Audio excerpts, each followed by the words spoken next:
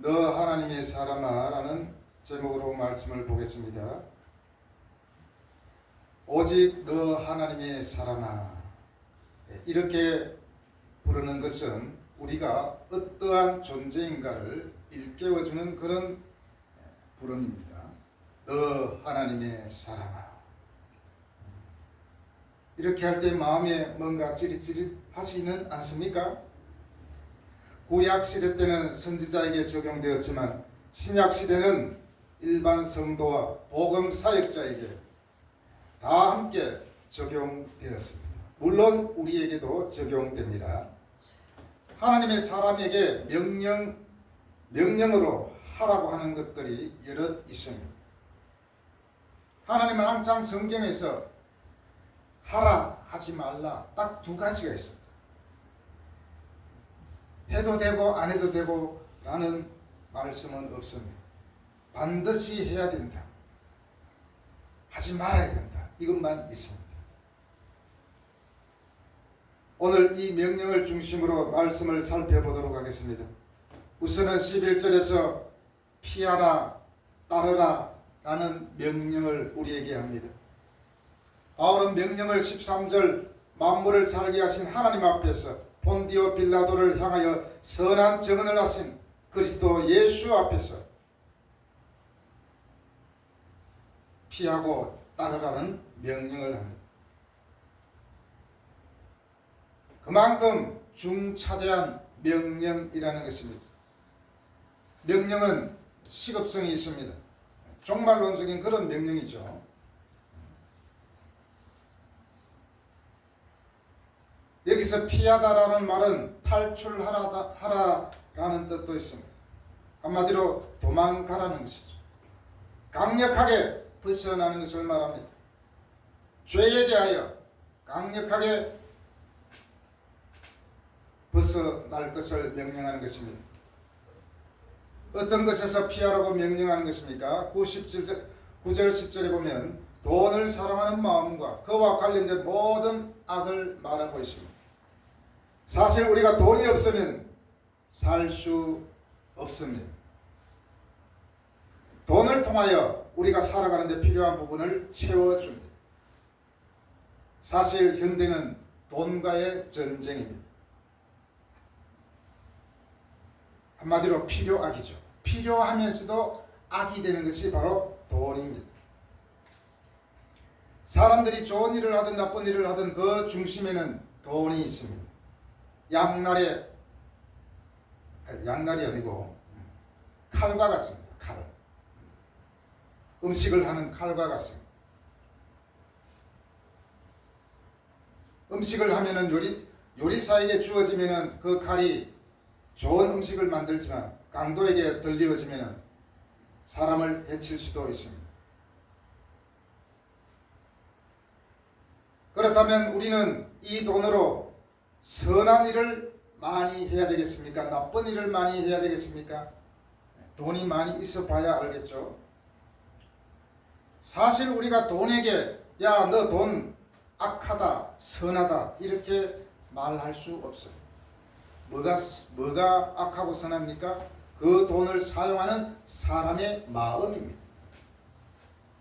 한마디로 그 돈을 사용하는 사람이 문제입니다. 돈을 선하게 사용한다고 했을 때 그 돈으로 생명을 살리는 귀한 일을 합니다. 돈으로 엄청나게 좋은 일을 많이 할 수 있습니다. 돈이 없어서 지금도 죽어가는 사람들이 얼마나 많이 있는지 모릅니다.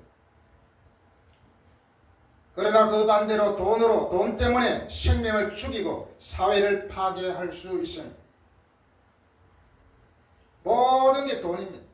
돈 때문에 말이 생기고 사건이 생기고 잘못된 일들이 생기고 그래서 국회에서도 또 사회에서도 난리입니다. 다 중심에는 돈이 있다는 거죠.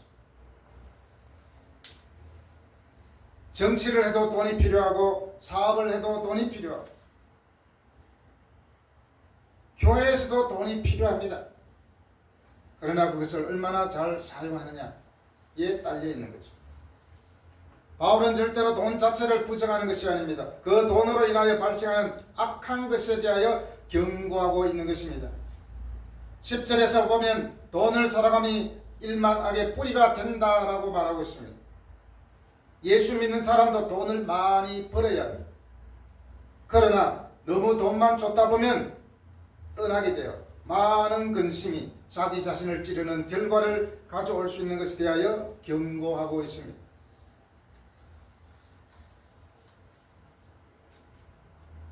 한글 성경 공동 번역에 보면 이렇게 되어 있습니다. 돈을 사랑하는 것이 모든 악의 뿌리입니다. 돈을 따라다니다가 길을 잃고 신앙을 떠나서 결국 격심한 고통을 겪은 사람들도 있습니다. 라고 번역해 놨습니다. 돈 때문에 부모 자식을 죽이는 일이 얼마나 많습니까? 돈을 취하려고 하다 보니 서류를 조작하고 거짓말하고 거짓이 탄로날까봐 또 다른 거짓말을 하고 사람을 속이고 자신의 양심을 파는 일이 이 사회를 병들게 하고 있지는 않습니까?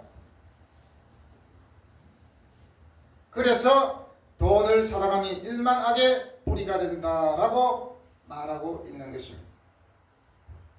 여기서 사랑한다라고 했는데 여기서 사랑한다는 것은 탐심을 말합니다. 성경은 탐심을 뭐라고 합니까? 우상 숭배라고 말하고 있습니다. 야고보서 1장 15절에서 욕심이 잉태한 적 죄를 낳고 죄가 장성한 적 사망을 낳는다라고 말합니다. 탐심은 죄입니다. 우상 숭배는 죄입니다. 당연히 이 죄가 장성하면 사망을 가져오게 된다는 것입니다. 11절에 보면은 이것들이라고 복수로 표현하고 있습니다. 이것은 돈을 지나친 탐심으로 인해서 따르는 많은 악한 것들을 두고 이러한 것들이라고 복수로 표현하고 있습니다. 피하라고 명령한 뒤에 따르라고 또 명령합니다. 따르다는 말은 달려가다 추구하다라는 뜻도 있습니다. 그리고 박해하다 핍박하다라는 뜻도 포함되어 있습니다. 의와 경건과 믿음과 사랑과 인내와 온유를 따르라고 했는데 하나님의 사람이 이런 것들을 따르다 보면 당연히 핍박도 따라올 수 있습니다. 박해도 있을 수 있습니다. 그럼에도 불구하고 하나님의 사람은 따르고 추구해야 되고 이것들을 위하여 달려가야 합니다. 그래서 하나님의 사람으로서 존재 가치가 높아가는 것이죠. 사실 이 모든 배경에는 하나님을 신뢰하고 믿음이 있어야 되는 거겠죠.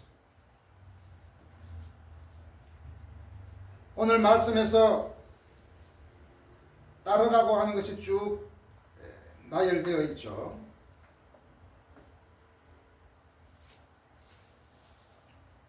첫 번째로 11절에 보면 의를 따르라고 말씀하고 있습니다.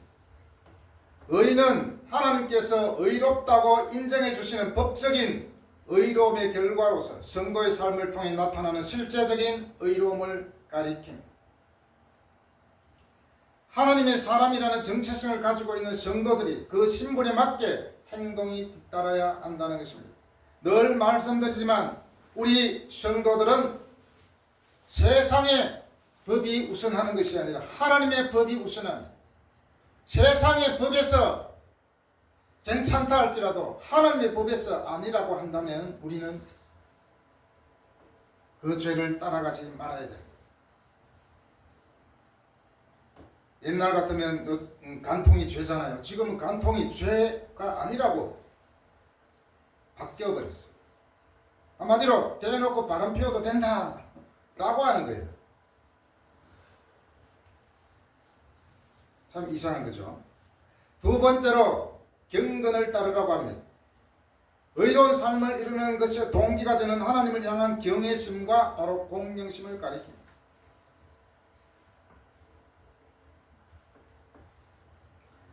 하나님은 하나님을 경외하는 이 삶은 우리의 죄를 억제하게 해줍니다.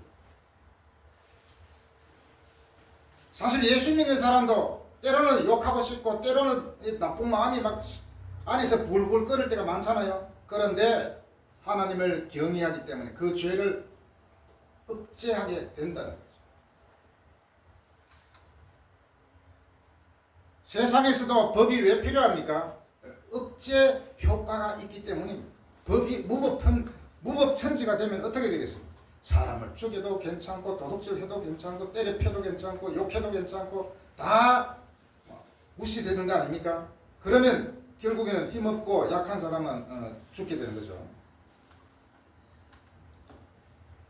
법이 필요한 이유는 억제를 위해서. 하나님의 법은 단순히 억제를 위해서 있는 것이 아니죠. 바로 우리에게 생명을 주기 때문에 우리는 하나님의 말씀을 따르는 것입니다. 하나님을 두려워하는 것은 경건한 신자의 의무입니다. 하나님을 두려워하지 않기 때문에 세상에 법도 괜찮다고 하는데 어땠어? 이렇게 하고 죄를 저지르는 경우가 많이 있습니다. 하나님을 두려워하지 않는 것은 하나님을 믿지 않은 것이나 마찬가지입니다. 내가 이렇게 저렇게 해도 하나님은 나에게 아무런 제재도 하지 않는데 라고 마구마구 마음대로 죄를 저지릅니다. 그러나 하나님은 끝까지 내버려 둡니다.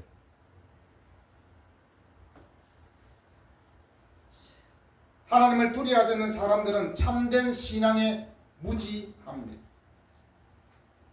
하나님을 두려워하지 않는 마음은 온갖 악이 싹트는 근원입니다. 그래서 예수 믿는 사람이 하나님을 떠났을 때 더 악하게 되는 경우도 있습니다. 세상에서 악한 일을 저지른 사람 중에 예수 믿었던 사람들이 많이 있지 않습니까? 전쟁을 일으키고 한 사람 중에도 있죠.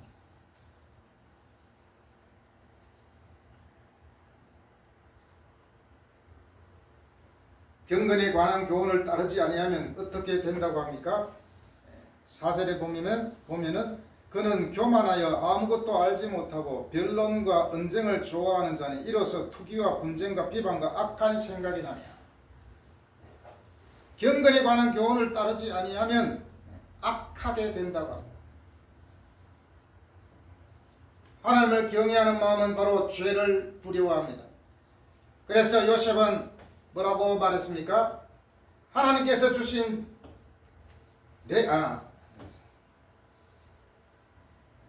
39장 9절에서 내가 어찌하여 이 큰 악을 행하여 하나님께 득죄하리까?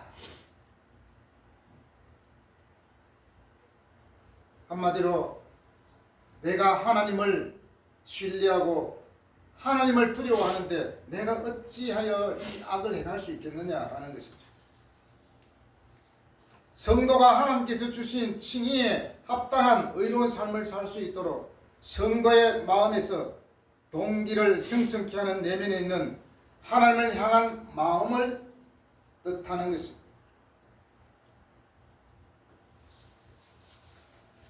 이러한 의와 경건이야말로 하나님의 성품을 닮아가는 행위인 것입니다. 세 번째로 믿음을 따르라고 말씀하고 있습니다.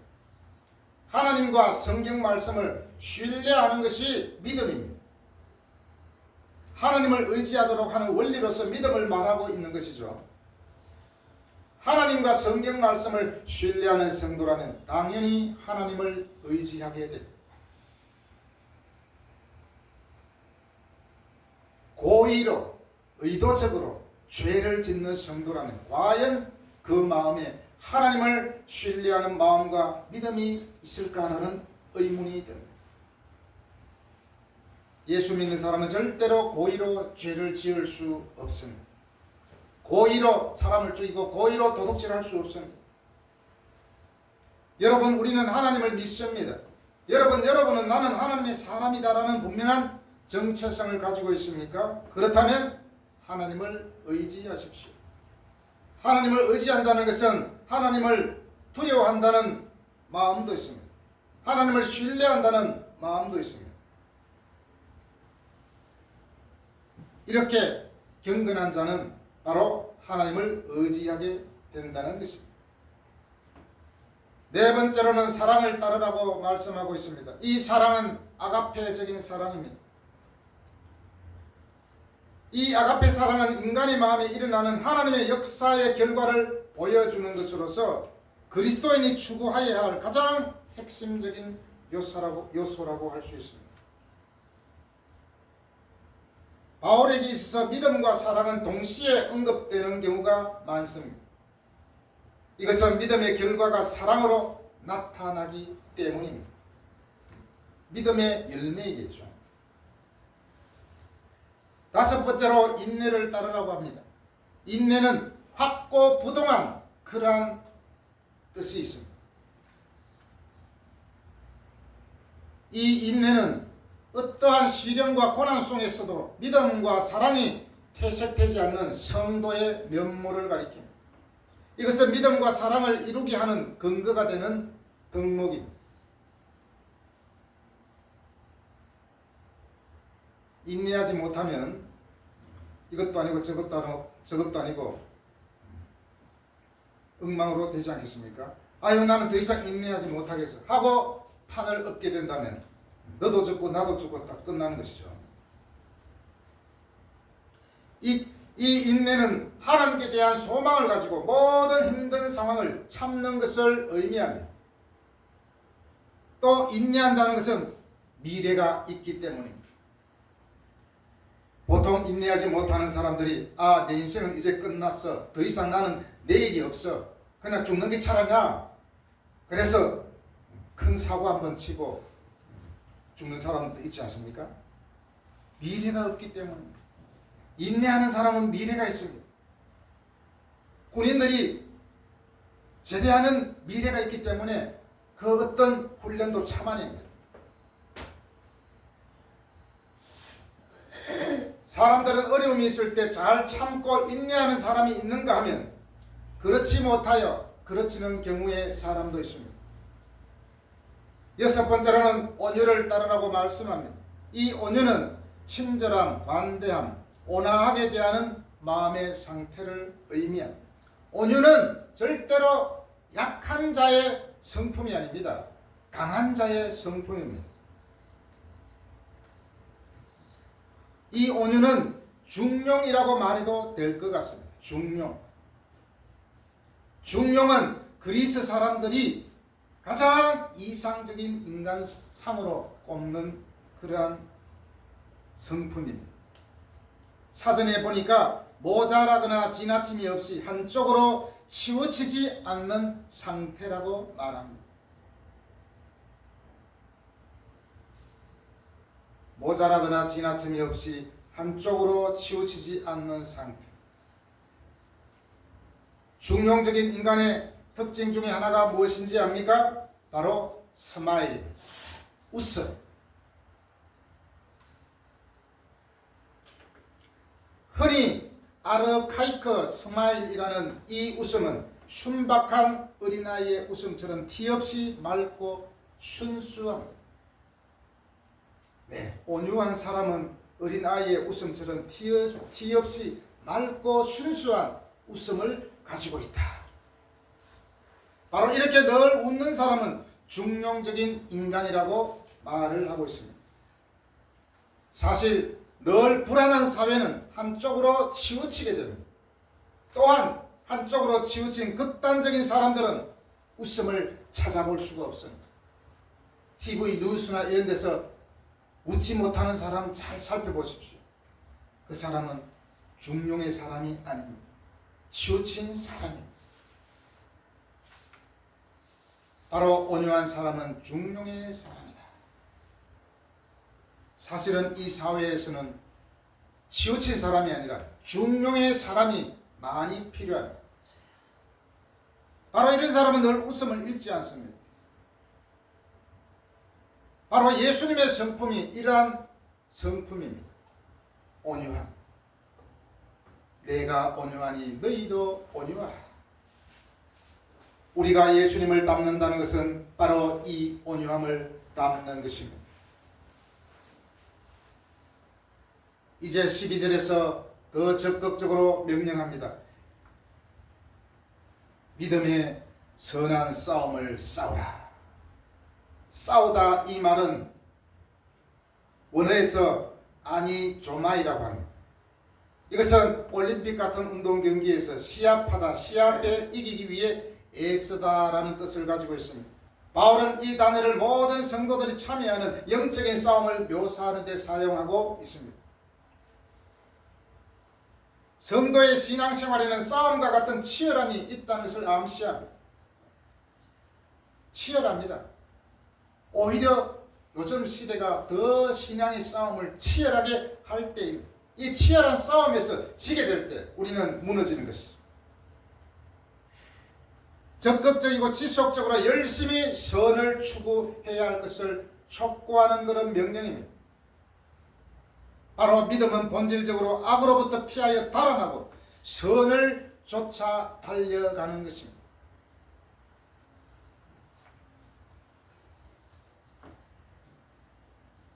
그래서 성경에서 선을 쫓다가 낙심하지 말라는 말도 있지 않습니까? 우리가 선을 쫓다가 때로는 여러 가지 어려운 조건들을 만나가지고 아유 나는 이렇게 착한 일, 선한 생각을 가지고 하는데 왜 세상이 나를 몰라줄까? 이렇게 가지고 아유 나도 모르겠다 하고 그냥 같이 가는 거예요. 그러면 안 된다는 것입니다. 그래서 적극적으로 믿음의 선한 싸움을 싸우라는 것입니다. 지금 여러분은 어디로 달려가고 있습니까? 내 마음 나도 몰라 될 대로 되라 하면서 자신을 시궁창에 방치하고 있지는 않습니까? 가장 불행한 사람은 자신을 시궁창에 방치한 것입니다. 자신을 방치하는 것입니다. 끝까지 우리는 인생이 다하는 날까지 내 자신을 방치하지 않고 믿음으로 선한 싸움을 싸우는 그런 적극적인 신앙의 자세가 필요한 줄로 믿습니다. 아멘. 우리는 언제까지 이 명령을 지켜야 합니까? 14절에서 우리 주 예수 그리스도께서 나타났을 때까지, 주님이 새로 다시 오실 때까지 계속해서 참으라는 거예요. 흠도 없고 책망받을 것도 없이 바로 이 명령을 지켜라 라고 우리에게 요구하고 있습니다. 흠도 없고, 이 말은 비난할 것도 없는 더럽혀지지 않는 마음을 말합니다. 베드로후서 3장 14절에서 말씀합니다. 그러므로 사랑하는 자들아 너희가 이것을 바라보나니 주 앞에서 점도 없고 흠도 없이 평강 가운데서 나타나기를 힘쓰라 라고 요구하고 있습니다. 책망받을 것이 없다. 이것은 공격을 받지 않는다는 뜻입니다. 한마디로 책망받을 것이 없기 때문에 사단이 우리를 공격하지 못합니다. 하나님의 사람으로 정체성을 지키며 믿음의 선한 싸움을 적극적으로 싸우고 하나님을 신뢰하고 경건한 삶을 살기 때문에 감히 마귀가 틈을 타지 못한다는 거죠. 책망받을 것도 없다라는 이 말은 레슬링 선수나 권투 선수가 공격하는 선수에게 몸을 노출시키지 않는 데서 유래되었다고 합니다. 성도들의 신령함이 손상되지 않도록 그릇된 행위가 없어야 된다는 것입니다. 내가 그릇된 행위를 한다는 것은 곧 마귀에게 나를 노출시키는 거나 마찬가지라는 것입니다. 우리는 누구입니까? 바로 하나님의 사람입니다. 너 하나님의 사람아 우리를 향하여 이렇게 하나님은 부르고 있습니다. 다시 한 번 더 묻겠습니다. 우리는 누구입니까? 나는 누구입니까? 그렇다면 의와 경건과 믿음과 사랑과 인내와 온유를 따르는 우리가 되기를 바라며 주님이 다시 오는 그날까지 믿음의 선한 싸움을 싸우며 하나님을 경외하며 죄를 두려워하며 우리의 정체성을 끝까지 지키는 믿음의 성도들이 되기를 바랍니다. 아멘. 기도하겠습니다. 아버지 하나님,